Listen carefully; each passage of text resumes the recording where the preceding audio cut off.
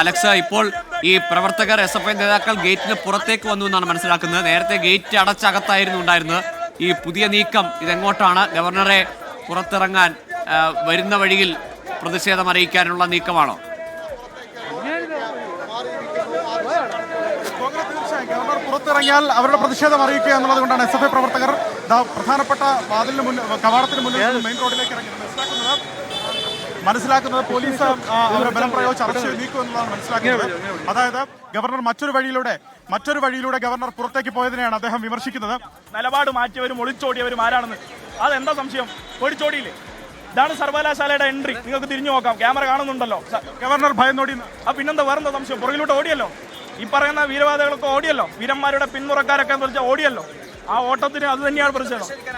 ഞങ്ങൾ പ്രതിഷേധം ആ നിലയിൽ ഞങ്ങൾ ഗവർണർ പോയത് ഞങ്ങൾ ആ നിലയിൽ തന്നെ പ്രതിഷേധിച്ച് ഞങ്ങൾ ഈ പരിപാടി അവസാനിപ്പിക്കും. ഇതാണ് ഇപ്പോൾ തീരുമാനിച്ചിട്ടുള്ളത്. ഇപ്പോൾ ഈ നിലയിൽ ഈ റൂട്ടിലാണ് വരുന്നതെങ്കിൽ ആ പ്രതിഷേധം ഒന്നും കൂടി അറിയിക്കും, വേറൊന്നുമില്ല. ഗവർണർ മറ്റൊരു വഴിയിലൂടെ പുറത്തേക്ക് പോയി എന്നാണോ പരിപാടി കഴിഞ്ഞ ശേഷം? ഇനിയും ഒരുപാട് റൂട്ടുകൾ കണ്ടുപിടിക്കേണ്ടി വരും രാജ്ഭവൻ. അല്ല, ഈ അടയാളങ്ങളൊക്കെയും ഉണ്ടാകുന്ന പരിപാടിയിലെ അദ്ദേഹം പങ്കെടുക്കുമെങ്കിൽ ആ നിലയിൽ ഞങ്ങളും പ്രതിഷേധം ഉയർത്തും. ഭരണഘടന ഉയർത്തിപ്പിടിച്ച് പോകുന്ന വഴിയിലെല്ലാം പ്രതിഷേധിക്കും.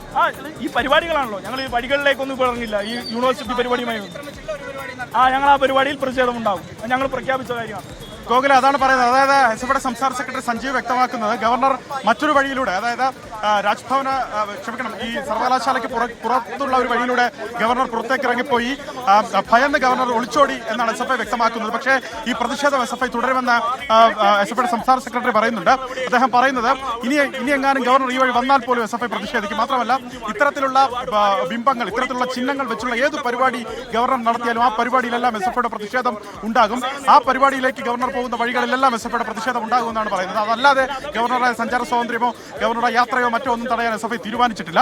പക്ഷേ ഇത്തരത്തിലുള്ള ബിംബങ്ങൾ, ഇത്തരത്തിലുള്ള ചിഹ്നങ്ങൾ ഇത് ഉപയോഗിച്ചുകൊണ്ട് നടത്തുന്ന പരിപാടികളിൽ ഗവർണറോടുള്ള പ്രതിഷേധം അറിയിക്കും. ഗവർണറോടുള്ള വഴികൾ അത് തടയും എന്ന് എസ്.എഫ്.ഐ തീരുമാനിച്ചിരിക്കും. എസ്.എഫ്.ഐ പ്രവർത്തകർ വലിയ സംഘർഷാന്തരീക്ഷത്തിന് ശേഷം അവർ പ്രധാനപ്പെട്ട കവാടത്തിന് പുറത്ത് ഇറങ്ങി നിൽക്കുകയാണ്.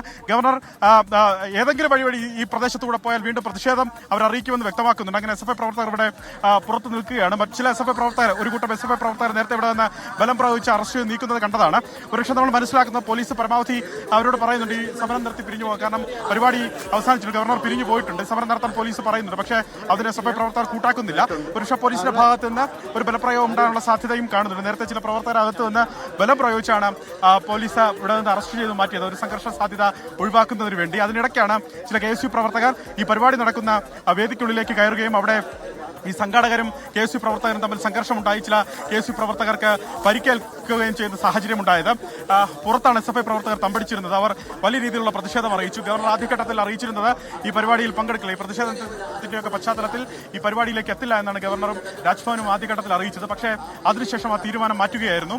രാജ്ഭവൻ രണ്ടാമത് യോഗം ചേർന്ന് ഈ പരിപാടിയിൽ പങ്കെടുക്കണമെന്ന് അറിയിക്കുകയായിരുന്നു. തൊട്ടു പിന്നാലെ തന്നെ ഗവർണറുടെ കോൺവോയ് അത് കടന്നകത്തേക്ക് എത്തി. അവിടെ എസ്.എഫ്.ഐ പ്രവർത്തകർ തങ്ങളുടെ പ്രതിഷേധം അറിയിച്ചു. പോലീസുമായ ഒരു ഏറ്റുമുട്ടലില്ല എന്ന് ഈ പ്രവർത്തകരും നേതാക്കളും പറയുന്നുണ്ട്. ഗവർണർക്കെതിരെയാണ് സമരം, ഗവർണറുടെ ഈ നിലപാടിനെതിരെയാണ് സമരം. ഇത്തരത്തിലുള്ള ബിംബങ്ങളും ചിത്രങ്ങളും വെച്ച് ഈ സർവകലാശാല പോലുള്ള കേന്ദ്രങ്ങളെ കാവ്യവൽക്കരിക്കാനും RSS വൽക്കരിക്കാനുള്ള നീക്കങ്ങൾ അനുവദിക്കില്ല എന്ന് എസ്.എഫ്.ഐ പ്രവർത്തകർ പറയുന്നുണ്ട്. അവർ പോലീസിനോട് ആദ്യഘട്ടം മുതൽ അവസാന ഘട്ടം വരെ എസ്.എഫ്.ഐയുടെ സംസ്ഥാന സെക്രട്ടറി അടക്കമുള്ള നേതൃത്വം പറഞ്ഞുകൊണ്ട് നിന്നത് ഇതാണ്: നിങ്ങൾ നിങ്ങളുടെ ജോലി ചെയ്തോളൂ, നിങ്ങളെ ഞങ്ങൾ ബുദ്ധിമുട്ടിക്കില്ല, തടയില്ല. പക്ഷേ ഞങ്ങൾ പ്രതിഷേധിക്കാനാണ് എത്തിയത്. ആ പ്രതിഷേധം അറിയിച്ചതിന് ശേഷമേ ഇവിടെ നിന്ന് പിന്മാറുകയുള്ളൂ എന്ന ഉറച്ച നിലപാടിലായിരുന്നു അവർ. അത് ചുരുങ്ങിയ ചില പ്രവർത്തകരാണെങ്കിൽ പോലും അത്തരത്തിൽ ആ നിലപാടിൽ അവർ ഉറച്ചു നിൽക്കുകയായിരുന്നു. അത് മനസ്സിലാക്കുന്നത് അല്പസമയം കൂടി എസ്.എഫ്.ഐ പ്രവർത്തകർ ഇവിടെ ഉണ്ടാകും എന്നുള്ളതാണ് മനസ്സിലാക്കുന്നത്. അലക്സ്, ഏതായാലും എസ്.എഫ്.ഐ പ്രവർത്തകർ ഇപ്പോൾ സർവകലാശാല ക്യാമ്പസിന്റെ ഗേറ്റിന് തൊട്ട് മുന്നിൽ തന്നെ ഉണ്ട്. അവർ ഗവർണർ പുറത്തേക്ക് വന്നാൽ അതിന് ഏത് വഴിയിലാണെങ്കിലും ആ വഴിയിൽ പ്രതിഷേധം അറിയിക്കുമെന്ന നിലപാടിലാണ്.